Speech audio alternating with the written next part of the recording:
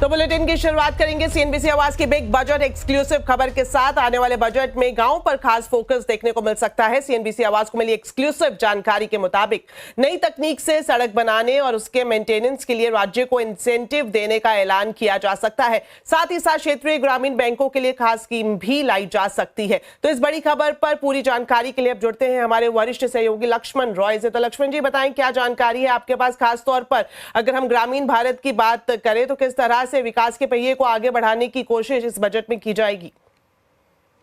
देखिए, इस बार बजट में सरकार ग्रामीण विकास को लेकर के विशेष तवज्जो दे सकती है और इसका मुख्य मकसद यह है कि ग्रामीण क्षेत्रों में कैसे कंजम्पशन को बढ़ावा दिया जाए, ग्रोथ को बढ़ावा दिया जाए। इसके लिए 3 विशेष प्रस्तावों पर सरकार ने विचार किया है और उसकी झलक आपको बजट में देखने को मिल सकती है। पहला कि ग्रामीण सड़कें जो हैं उनको कैसे बेहतर किया जाए, उसके तहत प्रधानमंत्री ग्रामीण सड़क योजना के तहत आवंटन बढ़ाया जाए। जो सड़कें प्रधानमंत्री ग्रामीण सड़क योजना के तहत नहीं आती हैं उनके बेहतर रखरखाव के लिए, उनके निर्माण के लिए राज्यों को इंसेंटिव दिया जाए। दूसरा कि अब तक आपने देखा कि राज्य स्तर पर, केंद्र स्तर पर, जिला स्तर पर सरकार प्रोजेक्ट की पहचान करती थी, खासतौर से एक्सपोर्ट के लिए या दूसरे मकसद से। अब सरकार पंचायत स्तर पर इस एक्सरसाइज को अपनाना चाहती है। पंचायत स्तर पर जो भी प्रोजेक्ट कमर्शियली वायबल होंगे उनकी पहचान की जाएगी, उनको बढ़ावा दिया जाएगा। इस तरफ एक खास ऐलान आप देख सकते हैं। तीसरा कि ग्रामीण क्षेत्रीय बैंक, जो क्षेत्रीय ग्रामीण बैंक होते हैं, रीजनल रूरल बैंक आरआरबीज, उनके लिए विशेष इंसेंटिव या स्कीम सरकार ला सकती है। उसका मुख्य मकसद ये हुआ कि आरआरबीज को कैसे आत्मनिर्भर बनाया जाए, स्वायत्त बनाया जाए और उनको कैसे टेक्निकल असिस्टेंस देकर के बेहतर किया जाए, इसके लिए भी इंसेंटिव का ऐलान किया जा सकता है। जी शुक्रिया लक्ष्मण जी इस एक्सक्लूसिव जानकारी के लिए। तो सीएनबीसी आवाज पर एक खास मुहिम के तहत हम लगातार हर एक वर्ग, हर एक सेक्टर की आवाज आपको दिखा रहे हैं। इसी कड़ी में आज ये जानेंगे कि चार्टर्ड अकाउंटेंसी के स्टूडेंट्स आने वाले बजट से क्या उम्मीद कर रहे हैं। इन स्टूडेंट से बात की है हमारे संवाददाता असीम मनचंदा ने, आइए आपको दिखाते हैं। वित्त मंत्री निर्मला सीतारमण 1 फरवरी को बजट पेश करेंगी। वैसे तो बजट का इंतजार सबको रहता है, लेकिन इस वक्त हम आईसीए के स्टूडेंट के साथ हैं जो आगे चल करके चार्टर्ड अकाउंटेंट बनेंगे।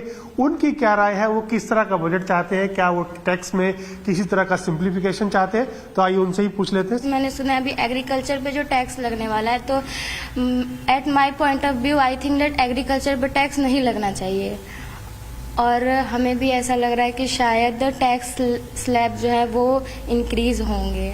जैसे कि हम लोग अभी पढ़ते हैं, 2 रिजीम पढ़ते हैं हमारे में से, ओल्ड टैक्स होता है, न्यू टैक्स होता है। हमारी बहुत ज़्यादा डिफिकल्टी होती है कि हम कौन से टैक्स को ज़्यादा वो अपनी तवज्जो दें कि हम किस में टैक्स दें। पर ना अगर निर्मला सीतारमण इस बार चाहे तो ओल्ड टैक्स हटा करके न्यू टैक्स लाए, जिसमें हमें ज़्यादा पढ़ाई में भी ईजी हो और हमारा थोड़ा सिलेबस भी कम हो। There must be a single tax regime for all in Indian citizens so that it can reduce complexity and can be accessible for common people. They can assess them separately through themselves. They don't need anyone to reduce their complexity and can be accessible for them. पहली बात तो हमको जो है इस चीज़ पे ध्यान देना होगा कि हमें जो है एफआईज की सेलिंग्स काफ़ी ज़्यादा मार्केट में हो रही है, मार्केट अनस्टेबल हो रहा है और काफ़ी ज़्यादा जो है हमारे कि फॉरेन जो इंडस्ट्रीज लाइक हिडनबर्ग के काफ़ी ज़्यादा रिपोर्ट्स आ रहे हैं कि हमारे जो है कि उस पर कंपनीज़ पे, हमारी इंडियन कंपनीज़ पे जो काफ़ी ज़्यादा वो लगा रहे हैं, सेंसन्स लगा रहे हैं। और दूसरी चीज़ है कि कमोडिटीज़ की प्राइस काफ़ी ज़्यादा इंक्रीज़ कर जा रही है रैपिड। जैसे हमने अभी हाल में गोल्ड और सिल्वर्स को देखा हुआ है, उनमें गोल्ड और सिल्वर अपने ऑल टाइम हाइस पे चल रहे हैं। पास्ट अगर 5 ईयर के कंपैरिजन किया जाए तो वो अपने ऑल टाइम हाइस पे चल रहा है। इस पे हमें ध्यान देना चाहिए, बजट ऐसा लाना चाहिए कि जिसपे कि जो इन चीज़ों को थोड़ा सा नॉर्मलाइज करे। चलिए, जो सीए स्टूडेंट्स हैं वो काफ़ी ज़्यादा कंसर्न्स हैं कि क्या होगा उनके लिए बजट के अंदर, खासतौर पे एफआईज की सेलिंग बढ़ रही है, तो उनको भी लेकर के इन स्टूडेंट्स ने अपना कंसर्न दिखाया। उम्मीद है कि वित्त मंत्री आने वाले बजट के अंदर इन स्टूडेंट्स की बात सुनेंगी और उसी तरह का एक रिलीफ मेजर बजट में आपको देखने को मिलेंगे। असीम मनचंदा, सीएनबीसी आवाज। तो चलिए, सीए के स्टूडेंट्स जो पढ़ाई कर रहे हैं उनकी आवाज हमने जानी। अब जानते हैं कि सीनियर सिटीजन इस बजट से क्या चाहते हैं, वित्त मंत्री से उनकी क्या मांग है, आइए आपको दिखाते हैं। सीएनबीसी आवाज पर लगातार हम बजट यात्रा में बता रहे हैं कि अलग अलग सेगमेंट के लोग वित्त मंत्री से क्या उम्मीद कर रहे हैं आने वाले बजट में, और इसी कड़ी में अब मेरे साथ कुछ सीनियर सिटीजन्स मौजूद हैं। इन्हीं से ही जानते हैं कि इनकी क्या उम्मीदें हैं, क्या मांग है वित्त मंत्री से। सर, सबसे पहले आप बताएं, बजट आने वाला है, 1 फरवरी को बजट पेश होगा, आप क्या उम्मीद कर रहे हैं वित्त मंत्री से? सबसे ज़्यादा ये उम्मीद कर रहे हैं कि हमने अपनी लाइफ सारी कंट्री को दे दिया है या गवर्नमेंट को दे दिया है। No, we are just like a cream, but that should be we should be utilized for that. For living purpose, we want some finance in the form of pension or something, which government used to give, but that has been stopped now. That used to be given was very less, 1,000, 1,500, 2,000.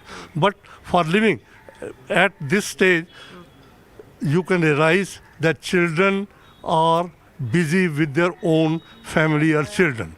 They are not caring for their elders, parents or grandparents or whatever you can say. So sufficient pension should be given. 15 साल के बाद जो है ना commutation मिलता है हमको, तो वो मेरे को अभी तक नहीं मिला है। सितंबर 24 में मिलना चाहिए, लेकिन मैं बैंक में गया, मैंने वहाँ उनसे पूछा, उन्होंने कंप्यूटर खोल के बताया कि तुम्हारा 25 में ड्यू हो रहा है, जबकि मैं 24 में मेरा ड्यू होता है। फिर उन्होंने रेक्टिफिकेशन के लिए लिखा CPAO में, उन्होंने फिर क्वेरी भेज दी, वो बोलते हैं कि ये अपना रिवीजन ऑर्डर जो है वो लेके आओ। अब मेरे को सितंबर में ड्यू और अब 25 आ गया है, अभी तक नहीं मिली है मेरे को। वो मैंने रिवीजन ऑर्डर भी इनको दे दिया है। तो क्या कहना चाहेंगे वित्त मंत्री से संक्षेप में बताएं? यही कि हमें टाइम पे दिया जाए, जो हमारा ड्यू है रिलीज़ किया जाए, जो कम्यूटेशन ड्यू है उसको रिलीज़ करें। सितंबर में ज़्यादा ज़रूरत पड़ती है, और एक आयुष्मान योजना डिक्लेयर करी थी गवर्नमेंट ने, उसका भी कुछ इम्प्लीमेंटेशन नहीं हुआ। तो सीनियर सिटीज़न के मेडिकल एक्सपेंसेस के बारे में मैं कहूँगा, I recommend the finance minister to do something for the senior citizens medical expenses. Income tax slabs हैं वो बड़े अजीब से हैं। हालांकि पिछली बार ओल्ड रिज़ाइम और न्यू रिज़ाइम दे दिया, उससे काफ़ी रियायत मिली है लोगों को। और मेरी रिक्वेस्ट यही रहेगी फाइनेंस मिनिस्टर जनाब मैडम से कि जो भी टैक्स सिस्टम है 5, 12, 18 उनको जरा थोड़ा सा ठीक से स्ट्रीमलाइन करें। 18 वाला 12 पे आना चाहिए, 5, 15 और 20 कर दें, कोई प्रॉब्लम नहीं है, जिससे उनके रेवेन्यू में फ़र्क ना पड़े। बेसिकली गवर्नमेंट को उनके अपनी आगे चलाना है, बड़ी अच्छी उनको भी रेवेन्यू चाहिए। Otherwise we are very happy, it is doing good. तो बजट पर सभी की अपनी विश लिस्ट है। बड़े ब्रोकरेज हाउस इस बजट में क्या देखना चाहते हैं, इस कड़ी में हम जानेंगे मॉर्गन स्टैनली की बजट उम्मीदें, और ये हमें बता रही हैं मेरी सहयोगी मिताली जैन। तो मॉर्गन स्टैनली की जो बजट की उम्मीदें उन पर बात करें तो सबसे पहले फिस्कल डेफिसिट का टारगेट उन्होंने 4.5% तक उन्होंने बताया कि पॉसिबल लग रहा है। FY26 में उनका मानना है कि डिसइन्वेस्टमेंट टारगेट जो है वो 35,000 करोड़ तक पूरा हो सकता है। बजट का फोकस कैपिटल एक्सपेंडिचर और नए जॉब्स क्रिएशन पर रहेगा। इसके अलावा सोशल सेक्टर पर खर्चे को बढ़ाने का भी कदम उठाया जा सकता है, और इन्वेस्टमेंट बढ़ाने के लिए लेबर और इंडस्ट्री लॉज में रिफॉर्म्स भी पॉसिबल नजर आ सकते हैं। MSMEs को लगातार सपोर्ट मिलता रहेगा, साथ ही MSMEs को इजी क्रेडिट और दूसरे फाइनेंशियल बेनिफिट्स भी देने की उम्मीद जताई है। इनकम टैक्स रेट्स में बदलाव से मिडिल क्लास को राहत मिल सकती है, और होम लोन इंटरेस्ट जो है उसकी लिमिट 3 लाख तक बढ़ सकती है।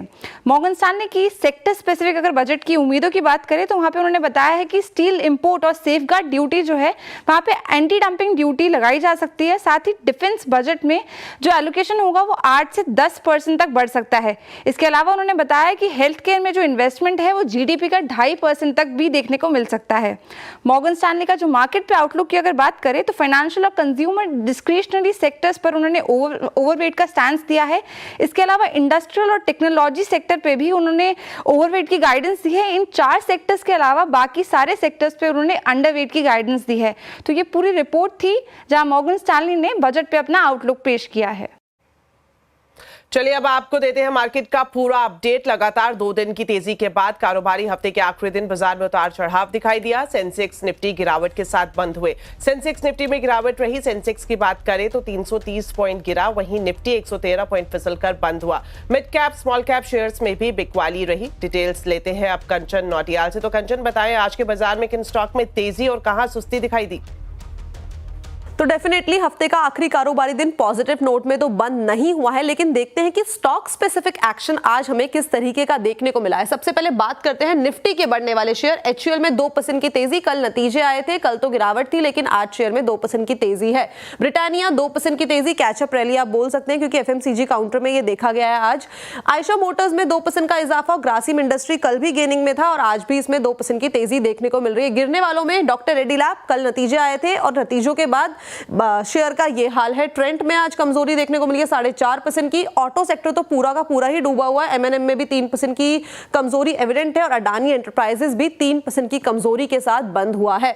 मिड कैप में नजर डाली जाए तो एम्फेसिस, कल इसने अपने नतीजे घोषित किए थे, उसके बाद कल भी तेजी थी और आज भी हमें तेजी देखने को मिली है। टोरेंट पार में 3.25% की। परसिस्टेंट सिस्टम के नतीजे आए थे, कल भी तेजी थी, आज भी तेजी देखने को मिली है और एयू स्मॉल फाइनेंस बैंक में भी 2% का इजाफा आज के सत्र में देखा गया है। लूजिंग स्ट्रीक की बात करी जाए तो प्रेस्टीज, ई स्टेट, पूरा ही रियलिटी सेक्टर इस टाइम पे आप देख लीजिए काफी बड़ी मार झेल रहा है। यहाँ पे 7% का डेंट लगता हुआ दिखाई दिया है। ऑयल इंडिया में 6%, पॉलीकैब में 5.5% और पेटीएम भी करीब पेटीएम आज खबरों में भी बना हुआ था, काफी सारी न्यूज़पेपर की खबरें इसमें चल रही थी जिसका सीधा सीधा रिफ्लेक्शन हमें आता हुआ दिखाई दिया है। 5% की कमजोरी यहाँ पे भी एविडेंट है। जी शुक्रिया कंचन इस पूरे मार्केट अपडेट के लिए। तो अमेरिका के राष्ट्रपति बनने के बाद से ही डोनाल्ड ट्रंप एक्शन में है। ट्रंप ने दावोस में वर्ल्ड इकोनॉमिक फोरम में दुनिया भर के बिजनेस और पॉलिटिकल लीडर्स को संबोधित किया। ट्रंप ने कहा कि अमेरिका में कॉर्पोरेट टैक्स घटाकर 15% किया जा सकता है, लेकिन इसके लिए जरूरी है कि कंपनियां यूएस में ही प्रोडक्ट बनाएं। ट्रंप ने बताया कि उन्होंने फेड से ब्याज दरों में कटौती करने के लिए भी कहा है। इतना ही नहीं, ट्रंप ने कहा कि वो सऊदी अरब और ओपेक देशों से क्रूड के दाम घटाने के लिए भी कहेंगे। उन्होंने चीन के साथ लेवल प्लेइंग फील्ड की बात कही। And I'm also going to ask Saudi Arabia and OPEC to bring down the cost of oil. You got to bring it down, which frankly, I'm surprised they didn't do before the election. That didn't show a lot of love by them not doing it. I was a little surprised by that. If the price came down, the Russia-Ukraine war would end immediately. We're going to have a very good relationship. All we want is fairness. We just want a level playing field. We don't want to take advantage. We've been having massive deficits with China. Biden allowed it to get out of hand. He's $1.1 trillion deficit. It's ridiculous. And it's just an unfair relationship. And we have to make it just fair. We don't have to make it phenomenal. We have to make it a fair relationship. Right now, it's not. तो बाजार की नजर अब budget पर टिकी है। इससे पहले ट्रंप के एक्शन से बाजार घबराया हुआ है। तो क्या चल रहा है बाजार में, आज आवाज अड्डा में इसी पर होगी बड़ी चर्चा। शाम 7:57 पर जरूर देखिए।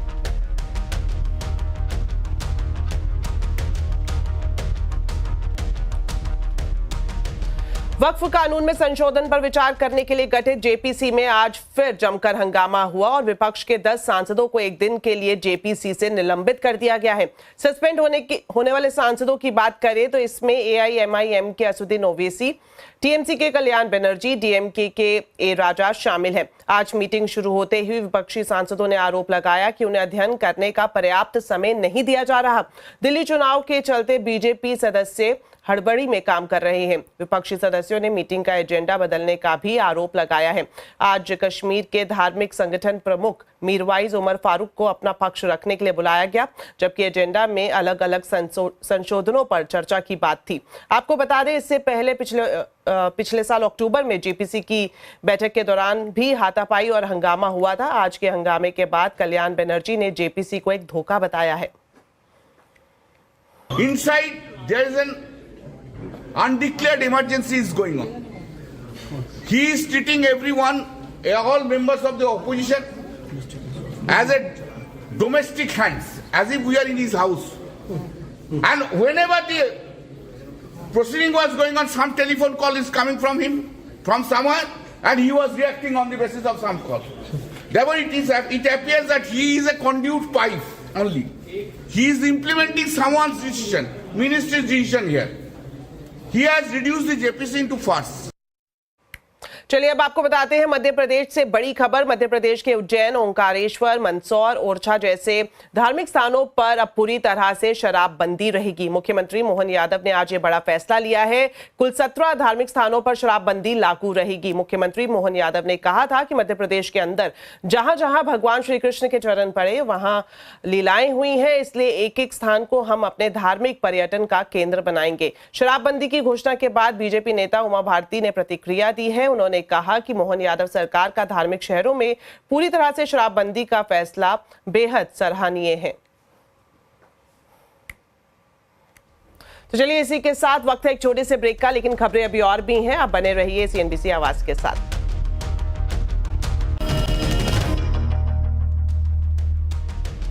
ब्रेक के बाद आपका स्वागत है। आम जनता के लिए राहत की खबर है। अमूल ने दूध की कीमतों में कटौती कर दी है। कंपनी ने अपने 3 ब्रांड अमूल गोल्ड, अमूल ताजा और टी स्पेशल दूध का रेट घटा दिया है। इन तीनों ब्रांड का रेट 1 रुपए प्रति लीटर कम किया गया है। आपको बता दें ये सभी रेट्स आज से लागू कर दिए जाएंगे।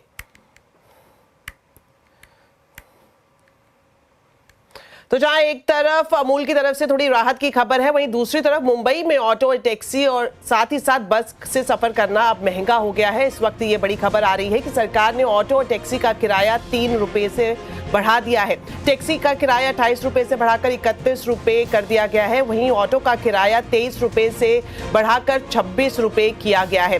साथ ही सरकारी बसों के किराए में भी 15% का इजाफा किया गया है। ऑटो और टैक्सी के नए रेट 1 फरवरी से लागू होंगे। वहीं बस का जो बढ़ा हुआ किराया है वो आज रात से ही लागू हो जाएगा। तो मुंबईकर्स के लिए ये बड़ी खबर, ऑटो टैक्सी में अब सफर करना महंगा हो जाएगा और साथ ही साथ जो सरकारी बसें हैं उनके किराए में भी 15% की इंक्रीज की गई है सरकार की तरफ से।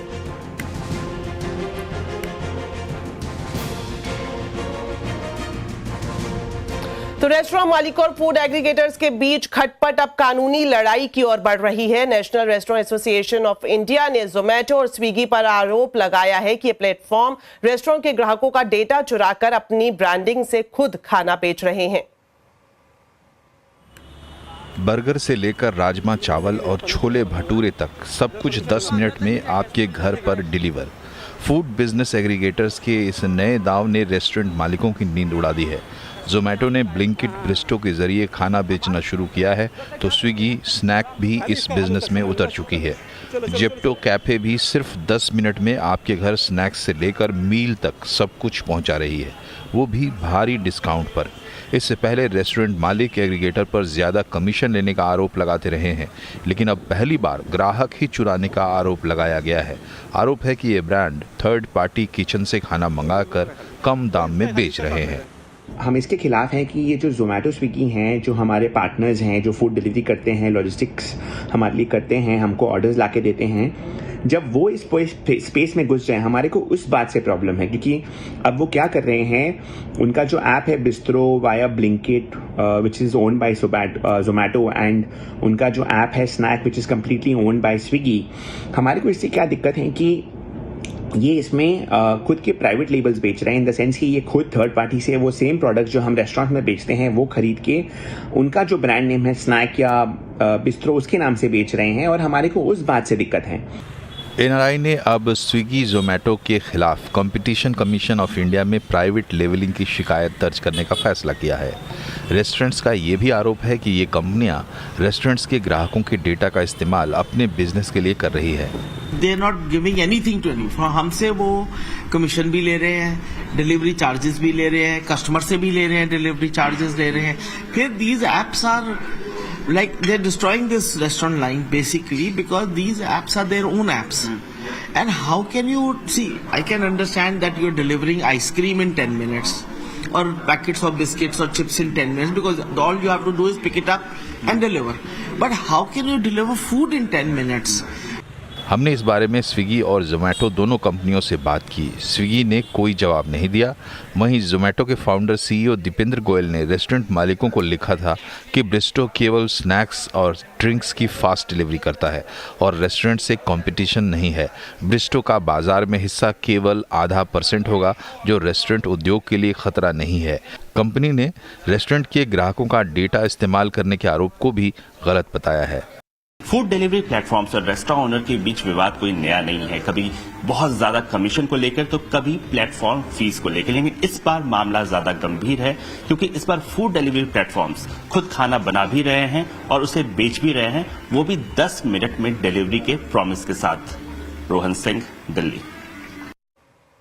तो चलिए, मेरे साथ इस बुलेटिन में इतना ही। आप खबरों पर अपडेट रहे, सीएनबीसी आवाज से बने रहे हमारे सोशल मीडिया हैंडल्स के जरिए। लेकिन जाने से पहले आपको आज के कंज्यूमर अड्डा के टॉपिक के बारे में भी बता देते हैं। रेस्टोरेंट की संस्था एनआरएआई ने जोमेटो, स्विगी जैसे फूड एग्रीगेटर्स पर आरोप लगाया है कि वो कंपटीशन नियमों का उल्लंघन कर रहे हैं और ग्राहक के डाटा का गलत इस्तेमाल कर रहे हैं। तो ऐसी लड़ाई में ग्राहक की सेहत पर क्या असर पड़ेगा, जानने के लिए जरूर देखिए आज का कंज्यूमर अड्डा शाम 5:57 पर।